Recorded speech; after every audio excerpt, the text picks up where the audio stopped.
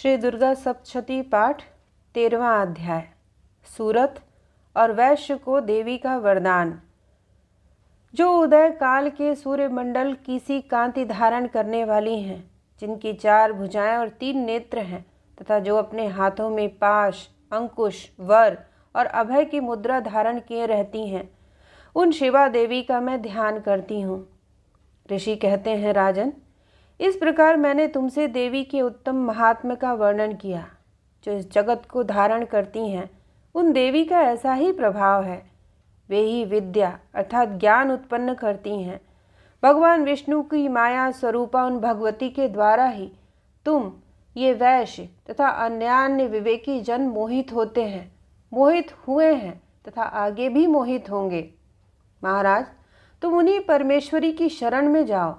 आराधना करने पर वे ही मनुष्यों को भोग, स्वर्ग तथा मोक्ष प्रदान करती हैं। मार्कंडे जी कहते हैं, क्रौष्टुकी जी, मेधा मुनि के ये वचन सुनकर राजा सूरत ने उत्तम व्रत का पालन करने वाले उन महाभाग महर्षि को प्रणाम किया। वे अत्यंत ममता और राज्यापहरण से बहुत ही खिन्न हो चुके थे।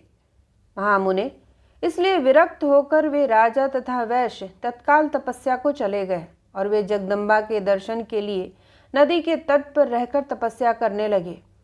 वे वैश्य उत्तम देवी सूक्त का जप करते हुए तपस्या में प्रवृत्त हुए। वे दोनों नदी के तट पर देवी की मिट्टी की मूर्ति बनाकर पुष्प, धूप और हवन आदि के द्वारा उनकी आराधना करने लगे। उन्होंने पहले तो आहार को धीरे धीरे कम किया, फिर बिल्कुल निराहार रहकर देवी में ही मन लगाए हुए एकाग्रता पूर्वक उनका चिंतन आरंभ किया। वे दोनों अपने शरीर के रक्त से प्रोक्षित बलि देते हुए लगातार 3 वर्ष तक संयम पूर्वक आराधना करते रहे। इस पर प्रसन्न होकर जगत को धारण करने वाली चंडिका देवी ने प्रत्यक्ष दर्शन देकर कहा। देवी बोली, राजन तथा अपने कुल को आनंदित करने वाले वैश्य, तुम लोग जिस वस्तु की अभिलाषा रखते हो वह मुझसे मांगो, मैं संतुष्ट हूँ, अतः तुम्हें वह सब कुछ दूंगी।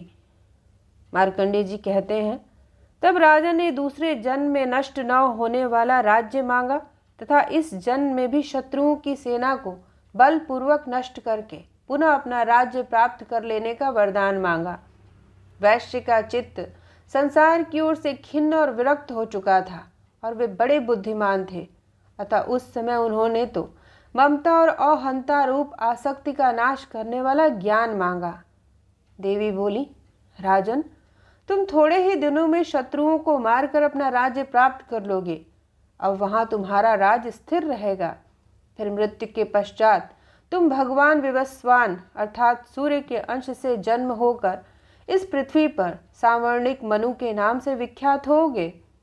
वैश्यवर्य, तुमने भी जिस प्रकार वर को मुझसे प्राप्त करने की इच्छा की है, उसे मैं देती हूँ। तुम्हें मोक्ष के लिए ज्ञान प्राप्त होगा। मार्कंडे जी कहते हैं, इस प्रकार उन दोनों को मनोवांछित वर प्रदान कर उनके द्वारा भक्ति पूर्वक अपनी स्तुति सुनकर देवी अंबिका तत्काल अंतर ध्यान हो गई। इस तरह देवी से वरदान पाकर क्षत्रियों में श्रेष्ठ सूरत सूर्य से जन्म ले सावर्णी नामक मनु होंगे। इस प्रकार श्री मार्कंडेय पुराण में सावर्णिक मनवंतर की कथा के अंतर्गत देवी महात्म्य में सूरत और वैश्य को वरदान नामक 13वां अध्याय पूर्ण हुआ। इस प्रकार सप्तशती का पाठ पूरा होने पर पहले नवार्ण जप करके फिर देवी सूक्त के पाठ का विधान है। अतः अगले अध्याय में हम देवी सूक्त का पाठ करेंगे।